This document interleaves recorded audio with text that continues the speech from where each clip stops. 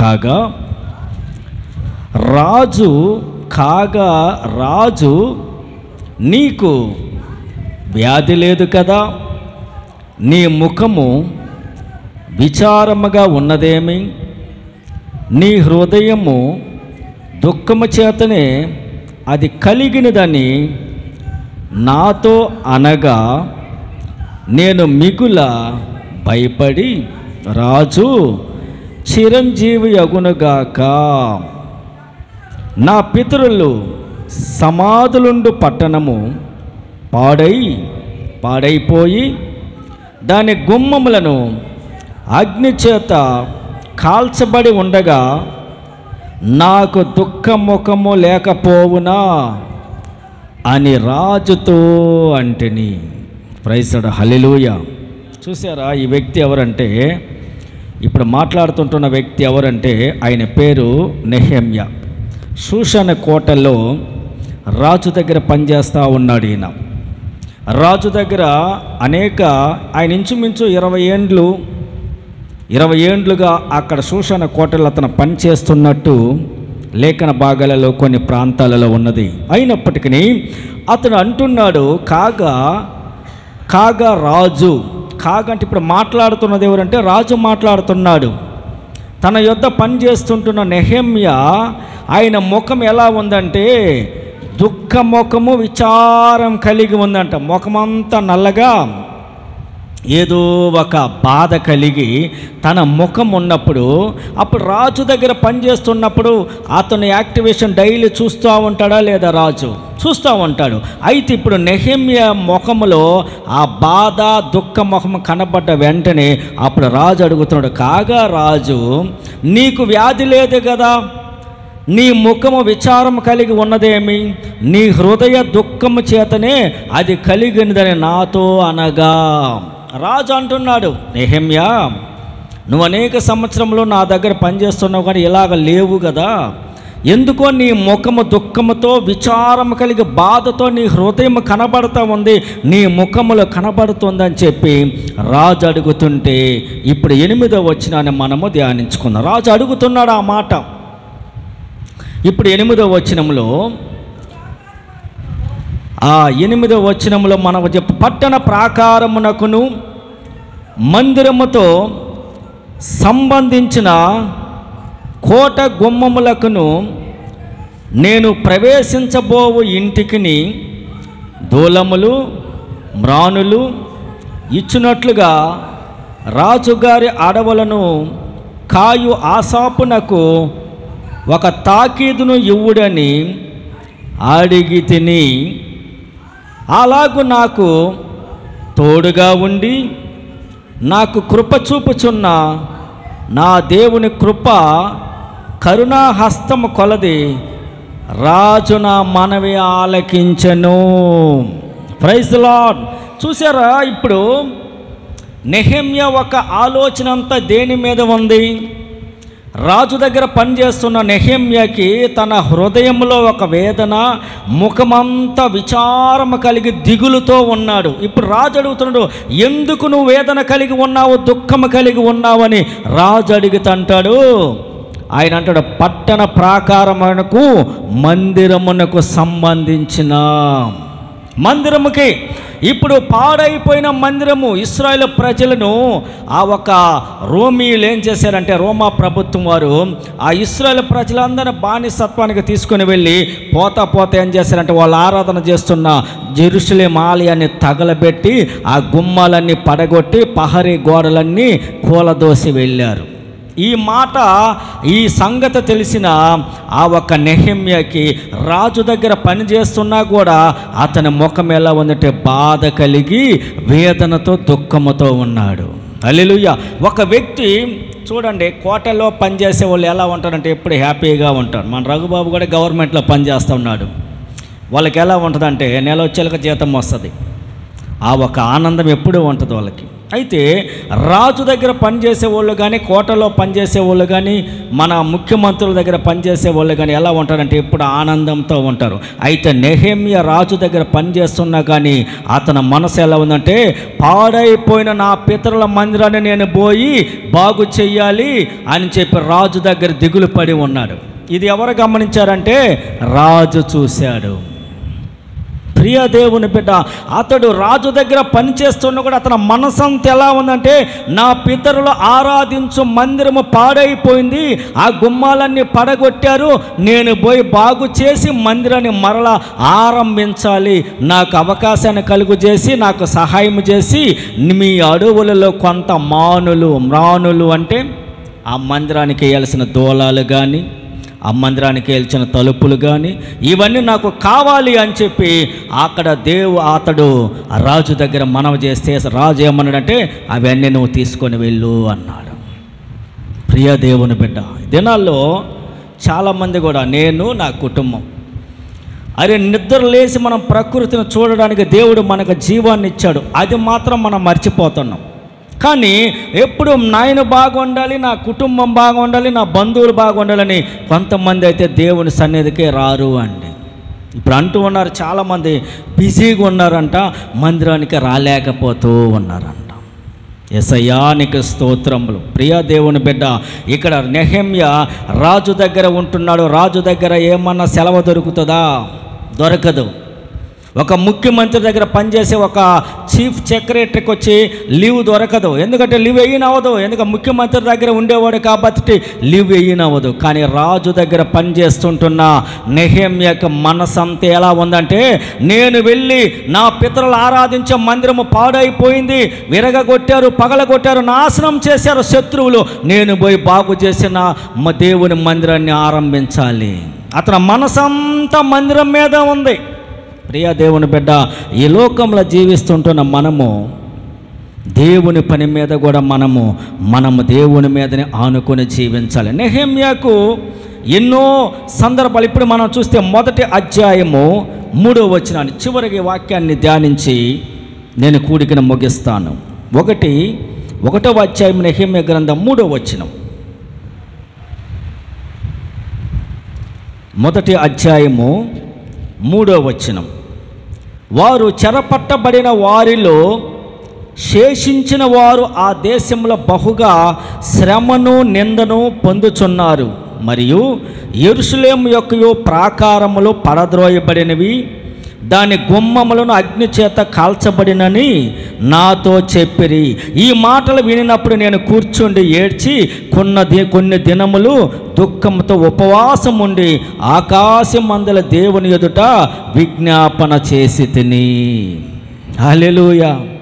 ఎవరండి ఇప్పుడు మన అందరం మందిరంలో రఘుబాబు అధ్యక్షతను ఇక్కడ ఈ ప్రార్థన కూడిక విజ్ఞాపన ప్రార్థనలు జరుగుతూ ఉన్నవి. ప్రతి కుటుంబం కొరకు ఇక్కడ ప్రార్థన చేయాలి. ఇప్పుడు ఆ వారు చెరపట్టబడి అంటే ఆ ఇశ్రాయేలు ప్రజలందరూ చెరపట్టుకొని తీసుకొని పోయి ఆ దేశంలో బహు శ్రమను నిందను పొందుచు ఉన్నారు, మరియు యెరూషలేము యొక్క ప్రాకారములు పడద్రోయబడినది, దాని గుమ్మములను అగ్ని చేత కాల్చబడినవని నాతో చెప్పిరి. హల్లెలూయా. రాజు దగ్గర పనిచేస్తున్న నెహెమ్యాతో ఆ దేశంలో శ్రమపడి తీసుకొని వెళ్ళి బానిసలుగా ఉన్నవారు ఏం చెప్పారంటే, మన దేవుని మందిరము అగ్ని చేత కాల్చారు, గుమ్మాలన్నీ కాల్చేశారు. ఆ మాటకి ఇప్పుడు నెహెమ్యా అంటాడు, ఈ మాటలు వినినప్పుడు నేను కూర్చుండి ఏడ్చి కొన్ని దినముల దుఃఖంతో ఉపవాసం ఉండి ఆకాశమందుల దేవుని ఎదుట విజ్ఞాపన చేసేతని. ప్రియ దేవుని బిడ్డ, చూసారా, అతడు ఎప్పుడైతే మందిరము పాడైపోయింది, ఎప్పుడైతే ఆ మందిరాన్ని పడగొట్టారు, విరగొట్టారు, కూలదోశారు అన్న సంగతి ఆ ఒక నెహెమ్యాకి తెలిసిందో, తన హృదయం అంతా ఇప్పుడు ఎలా ఉందంటే హృదయం అంతా కృంగిపోయింది. హృదయం అంతా కృంగిపోయి ఉపవాసముతో దేవుని సన్నిధిలో కూర్చొని ఏడుస్తూ ఉన్నాడు. ప్రభువానికి స్తోత్రములు, మా పితరులు సొలొమోను రాజు కట్టించిన మందిరం అది. హల్లెలూయా. ఆ మందిరము స్థలము తీసింది దావీదు రాజు, కట్టింది తన కుమారుడైన సొలొమోను రాజు. చాలా ఇంచుమించు 7 సంవత్సరంలో పూర్తిగా కట్టడం జరిగిందంట. అక్కడ ఉంది బైబిల్ గ్రంథంలో 7 ఏండ్లు ఒక మందిరము ఇంచుమించు 7 ఏండ్లు అయితే పూర్తి అయిపోయిందంట. అంటే ఎంత చేసి ఉంటాడు. ఇప్పుడు కూడా మీరు చూస్తే ఆ మందిరపు కార్యాలు భయంకరంగా ఉంటాయి. ఆ గుమ్మాలు, ఆ డిజైన్లు ఆ కాలంలో పాలరాతితో కట్టబడినది. హల్లెలూయా. ఎన్నో వేల సంవత్సరాలకు ముందుగా ఆ మందిరము పాలరాయితో కట్టబడినది. గుమ్మాలు లోపలికి వెళితే ఎలా ఉంటుందంటే మందిరంలో సువాసన వస్తుందంట. అంటే మంచి గంధపు చెక్కలతో ఆ ఒక దేవదారు మ్రాణులతో చేశారంట. అది వచ్చే వారం మీకు చెప్తాను, ఎందుకంటే సమయమైంది కాబట్టి. ప్రియ దేవుని బిడ్డ, ఎప్పుడైతే ఆ మందిరపు పని బాటలు అక్కడ పాడై చేశారో, అయితే నెహెమ్యా మనసంతా ఎలా ఉందంటే ఉపవాసముతో దుఃఖముతో దేవుని సన్నిధిలో కూర్చొని ఏడుస్తూ ఉన్నాడు. ప్రియ దేవుని బిడ్డ, దేవుని మందిరం పాడైతే ఏమైపోద్దంటే ఆ మందిరానికి వచ్చే కుటుంబాలను చల్లా చెదురైపోతాయి. అలా అయిపోయారు. యెరూషలేము ఆలయంలో నేటి దినమున కూడా ఆ ఆలయంలో పోయి కూర్చొని ప్రార్థించడానికి వాళ్ళకి ఎన్నో సమస్యలు చిక్కుకొని ఉన్నారు. ప్రియ దేవుని బిడ్డ, ఈ రాత్రి గల సమయంలో నెహెమ్యాకు కలిగిన బాధ ఏంటంటే, నా దేవుని మందిరము పాడైంది, నేను పోయి ఏదైనా చేసి మందిరాన్ని మరలా ఆరంభం చేస్తే అనేకులు అక్కడికి వచ్చి ప్రార్థన చేసి వారి కుటుంబాలు బాగుపడతాయి. చూసారా, ఇప్పుడు మనము పోయిన వారంకి ఈ వారంకి మందిరంలో ఒక వ్యత్యాసమైన ఒక చేంజ్ కనపడుతుంది. మీకు గమనించారు ఎవరైనా? మీరు పోయిన వారం ఎలా లేదు, ఈరోజు చూస్తే పల్చనుగా స్విచ్ బోర్డులు అంతా ఎక్కడ ఉన్నాయి అన్నీ చేంజ్ చేసి అక్కడ వేశారు. మన మధ్యలో ఉంటున్న మల్లికార్జున బ్రదరు ఆ స్విచ్ బోర్డులు అయితేమి, ఆ పనివారికి కానీ, సామాన్లు కానీ, కూలీలు అన్నీ మందిరంలో ఉంటున్న ఆ కరెంటు పని అంతా నేను చేస్తానయ్యా, దేవుని పని నేను చేస్తానని ముందుకొచ్చి నిలబడి అవన్నీ చేశాడు. ఇంచుమించు 5 రోజులు ప్రతిదినము 10 గంటల వరకు అక్కడ పని జరుగుతూనే ఉంది. 5 రోజులు ఆ పని అంతా పూర్తి చేసి రాత్రి 10:30 గంటలకు సహోదరుడి ఇంటికి వెళ్ళాడు. హల్లెలూయా. మందిరపు పనులు, మనకు జీవాన్ని ఇచ్చిన దేవుడు, మనల్ని మంచి ఆరోగ్యం పెట్టిన దేవుడు, మనకు కావలసిన ప్రతి అవసరాలు తీరుస్తున్న దేవుని మందిరంలో ఏదో ఒక కొరత కలిగి ఉంది. ఆ కొరతను పూర్తి చేయాలని ఆ సహోదరుడు తీర్మానం చేసుకొని నిలబడ్డాడు. దేవుడు ఆ కుటుంబాన్ని ఆశీర్వదించునుగాక. హల్లెలూయా. ఇక్కడ మనం చూస్తే అలాగ ప్రతి ఒక్కదానికి ఇప్పుడు కూడా మనం మందిరం కావాలని ప్రార్థన చేస్తా ఉన్నాం. సొంత మందిరం ఇస్తాడు యేసయ్య. ఇస్తాడా లేదా? ఇస్తాడు. హల్లెలూయా. ఒక మందిరము, సొంత మందిరం మనకు దేవుడు ఇవ్వబోతున్నాడు. ఆ మందిరంలో మనము సంతోషంతో గంతులు వేయబోతున్నాము. ఇంకా బాగా ఇప్పుడు ఉన్నదానికంటే అంటే అక్కడ ఇలా కనిపించవు, లైట్లు అంతా గోడకి అక్కడ కనబడవు, మనమంతా సీలింగ్లోనే అంత మోడల్గా చెయ్యాలని నా ఆశ. ఇప్పుడైతే మనకు ఎండ్లకాలంలో చాలామంది ఉష్ణానికి సెగ వేడని బాధపడ్డారు. అయితే యేసయ్య మనకు సొంత మందిరం ఇస్తే యేసయ్య మనకు ఏసీలో ఇస్తాడు. ఏసీ ఇస్తాడు. హల్లెలూయా. మన విశ్వాసము ఎంత మందిరం మీద నీ మనసు కలుగుతుందో, ఎంతగా దేవుని కార్యాల మీద నీ మనసు వెళుతుందో, అప్పుడు దేవుడు నీ కుటుంబాన్ని ఆశీర్వదించి నీకు మంచి ఆరోగ్యాన్ని ఇచ్చి నీ కష్టార్జితాన్ని ఆయన ఆశీర్వదిస్తాడు. ఒక రాజు దగ్గర ఉంటున్న నెహెమ్యా, ఒక పని చేస్తుంటున్న ఒక నెహెమ్యా, అతడు ఎప్పుడు ఆ రాజు దగ్గర పని చేస్తూ ఉన్నా కూడా అతడు మనసు ఏమైందంటే, నా పితరులు కట్టించిన నా ప్రజల మందిరము పాడైంది, నేను పోయి బాగు చేయాలని తపన పడుతూ, వేదన పడుతూ, దుఃఖముతో, నిట్టూర్పులతో, నిందలతో దేవుని సన్నిధిలో కూకొని ఏడుస్తూ ఉన్నాడు. ప్రియ దేవుని బిడ్డ, ఈ రాత్రి గల సమయంలో ఆ మాట వింటే ఆయన ఉపవాసముతో దేవుని సన్నిధిలో కూర్చొని ఏడుస్తూ ఉన్నాడంట. ప్రభువా నీకు స్తోత్రములు. అలా మనకు కలగాలి ఆ భారము. ప్రభువా నీకు స్తోత్రం. మాకు ఒక సొంత మందిరం కావాలని మనందరము ప్రార్థన చేస్తే అతి త్వరలో దేవుడు ఈ సంవత్సరం డిసెంబర్ లోపలే దేవుడు మనకు మందిరాన్ని ఇస్తాడు. హల్లెలూయా. ఇది మనదే. ఈ లోకంలో జీవించిన కొంతకాలమైన దేవునికి మనం నమ్మకంగా జీవించినప్పుడు మనకు ఒక రాజ్యం ఉంది. ఆ రాజ్యంలో దేవుని యొద్దకు వెళ్ళబోతున్నాము. రఘుబాబు ఒక పాట పాడాడు. ఇంచుమించు 30 ఏండ్లకు ముందు ఆ పాట పాడాము. ఏలియాని ఏలియా చేసిన సేవకి, ఏలియా ఉంటున్న నమ్మకానికి, ఏలియా దేవుని కొరకు జీవించిన కాలంలో దేవునికి నమ్మకంగా జీవించినప్పుడు దేవుడు అన్నాడు, ఇక నువ్వు నా దగ్గరికి రమ్మని చెప్పి పరలోకం నుంచి అగ్ని రథాలు వచ్చి ఏలియాని తీసుకొని వెళ్ళాయి. హల్లెలూయా. ఇప్పుడు ఏలియా ఎక్కడ ఉన్నాడు? ఏలియా ఒక 70-80 వయసులో వెళ్ళాడా? మంచి వయసు ఏలియా, దేవుని సేవ చేస్తున్న ఒక ప్రవక్త. నువ్వు అనేక సంవత్సరముల సేవ ముందుగానే చేసావు, నా కొరకు నమ్మకంగా ఉన్నావు, ఇక నువ్వు పరలోకానికి రమ్మని చెప్పి నేను ఎలా రావాలని అడిగి ఉంటాడేమో. అందుకు నేను అగ్ని రథాలు పంపిస్తాను పరలోకం అని చెప్పి అగ్ని రథాలు కిందకు వచ్చి ఆ అగ్ని రథాలతో ఏలియాని తీసుకొని వెళ్ళాడు యేసు ప్రభు. హల్లెలూయా. ఇప్పుడు ఏడున్నాడు యేసు? ఆయన ఏలియా పరలోకంలో ఉన్నాడు. మనం కూడా పోబోతున్నాం ఒకరోజు. Praise the Lord. హల్లెలూయా. మనందరం ఒకరోజు, ఇది మనకు శాశ్వతం కాదు. మనం ఎంత అందంగా మిద్దెలు కట్టినా, మేడలు కట్టినా 70-80 వయసు వచ్చిన తర్వాత అన్నీ వదిలిపెట్టి పోవాలి. నేటి దినమున కూడా మన మందిరానికి వస్తుంటారు సహోదరి నిర్మలమ్మ గారి తల్లిగారు మరణించారు. మన మధ్యలో రఘుబాబు, ఇక్కడ రాజు, ఇంకా చాలామంది, రాజ్ కిరణ్ అంటూ, బాబీ, ఇంచుమించు అందరూ లేడీస్ అండ్ జెంట్స్ కలిసి ఒక 10-12 మంది అందరం వెళ్ళి నేటి దినమున అక్కడికి వెళ్ళి ఆ ప్రార్థన కూడిక జరిపించి వచ్చాం. ఎందుకంటే ఈ లోకాన్ని వెళ్ళాలి. ఆమెకి ఇంచుమించు నాకు తెలిసి 70-80 లోపల వయసు ఉంటుందేమో. అయితే అక్కడికి మనం వెళ్ళి, మనం ఇప్పుడు చూసారా, మన వయసు వచ్చినా ఎంత ఈ లోకంలో జీవించినా కూడా ఒక దినం మనము ఈ లోకాన్ని విడిచి వెళ్ళాలి.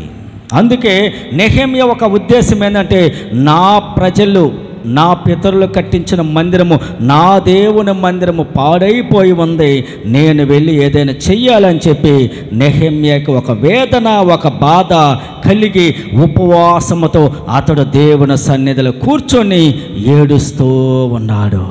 ప్రియ దేవుని బిడ్డ, ఈ దినము దేవుని కొరకు, దేవుని కార్యాల కొరకు అనేకులు చింతించడం లేదు.